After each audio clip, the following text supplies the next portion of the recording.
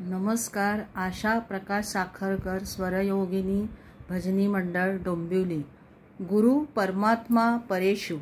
आपल्या भारतीय संस्कृतीची अनेक वैशिष्ट्ये आहेत. उदाहरणार्थ ईश्वरोपासना, भक्ती, पूर्वजन्म, सदाचार. पण ह्या सगळ्या वैशिष्ट्यात सर्वात श्रेष्ठ वैशिष्ट्य सद्गुरू, सत्शिष्य परंपरा. याचे कारण सद्गुरू हे परमात्मा स्वरूप असतात. परेशु म्हणजे परम ईश्वर. समर्थ सांगतात, सद्गुरूहून देव मोठा, ज्यास वाटे तो करंटा. म्हणजेच काय? सद्गुरू हे परेशु परम ईश्वर आहेत. ज्याला सद्गुरूहून ईश्वर मोठा वाटतो तो खरोखर अभागी आहे. ईश कृपेपेक्षा सद्गुरू कृपा श्रेष्ठ आहे.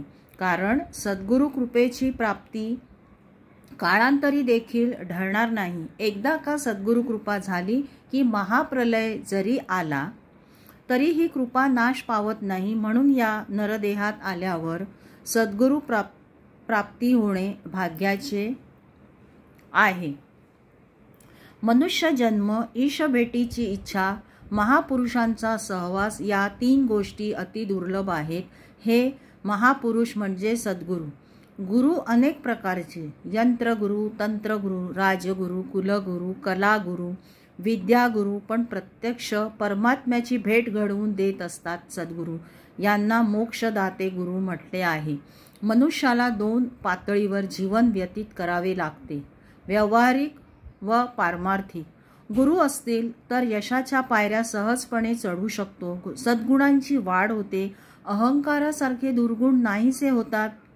अंगी लीनता येते, नम्रता येते. सूर्य उगवल्यावर अंधार नाहीसा होतो, विश्व दिसू लागते. व गुरु आपल्या आयुष्यात आले तर अज्ञानाचा अंधार नाहीसा होतो. खरे ज्ञान प्राप्त होते व त्यामुळे जन्म मृत्यू फेरा चुकतो. नमस्कार. धन्यवाद.